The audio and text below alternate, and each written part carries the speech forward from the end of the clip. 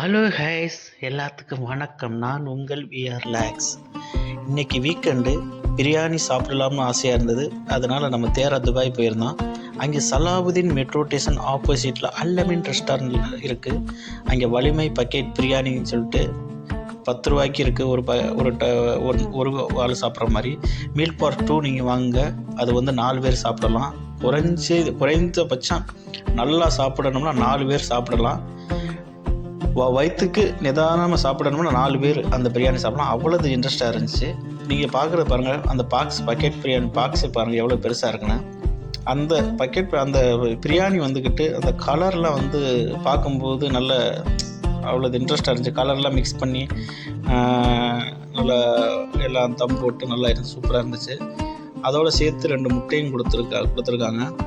ஆனால் நல்லா அவ்வளோது டேஸ்ட்டாக இருந்துச்சு. அந்த பார்க்குறதுக்கு அந்த பிரியாணி நிறம் எல்லாமே. நாங்களும் விடாமல் வச்சு சாப்பிட்டுட்டே இருந்தோம். ஆனால் 4 அடிக்கலை. நல்ல ஒரு இன்ட்ரெஸ்ட்டாக இருந்துச்சு. அந்த கலருக்கு தான் பிரியாணியே எனக்கு தெரிஞ்சது வரைக்கும் நல்ல ஒரு இது. நீங்கள் பெரிய பெரிய கடையில் போய் நிறையா பணம் 40-50 கிராம்ஸ் கொடுத்து சாப்பிட்றதுக்கு இந்த மாதிரி குறைந்த செலவில் குறைந்த டைமில் நமக்கு பிரியாணி கிடைக்கும். நல்லா மணியும் நமக்கு சேவ் பண்ணலாம். அது மாதிரி நம்ம சாப்பாடும் வயிறு நிரம்புற வரைக்கும் நம்மளை சாப்பிடலாம்.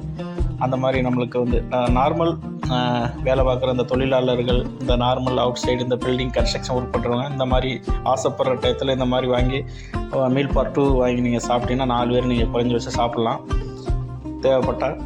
ஆமாம், இந்த மாதிரி இருக்கும்போது தான் இதை நாங்கள் வீக்கெண்ட்னால் நாங்கள் இன்றைக்கி ஒரு வ்ளாக் எடுக்கிறதுக்காக போயிருந்தோம். அப்போ நாங்கள் பிரியாணி ஆர்டர் பண்ணி சாப்பிட்டோம். நல்லா இருந்தது. அதுக்காக தான் இந்த ஒரு வ்ளாக் நம்ம டெலிகாட் பண்ணலாம்னு சொல்லிட்டு